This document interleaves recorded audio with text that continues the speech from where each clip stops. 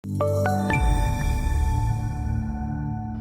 Virginia McGathey here on the floor at the CME Group reporting on the grain market. Today, soybeans were lower. The trade tensions really reached a fever pitch. Seems that the future slide continues again for the second, almost third week. The U.S. plans to go ahead with its tariffs, and it really sent the market tumbling. Really, all the grains are going down. And of course, China vows to retaliate. With this kind of banter back and forth, it makes it difficult to get these markets off the ground. Notwithstanding the fact that a lot of the news, the fundamental news, is still pretty bullish. There has been also a little bit of favorable weather in the market as well, and we're right here for the row crops at the beginning of the cycle, and so that also can pressure some of the markets. And so we're here on a Friday ahead of the weekend, and everyone's a little nervous and kind of stepping aside right now.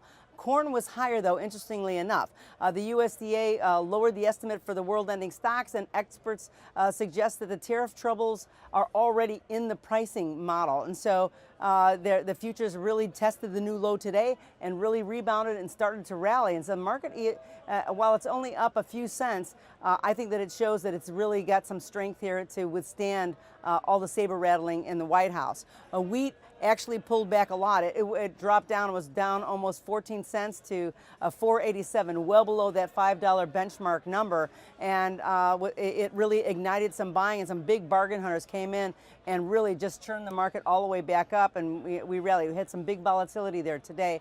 The world weather forecasts around Russia and some other areas really call for much dry weather. Hopefully that might help the world stocks. Maybe some of the depletion of that can help strengthen some of these prices a little bit. But there's been super hot temperatures in the southwestern plains of the U.S. That also is helping the market. And the U.S. weather forecast, even though it called for rain, I think that it's very possible that the markets that finally we're going to get into this weather markets as we move further into the summer. But there's still a lot to be had, a lot of fundamental news that we're watching out for. That's all from the floor at the CME Group here in Chicago. I'm Virginia McGathey.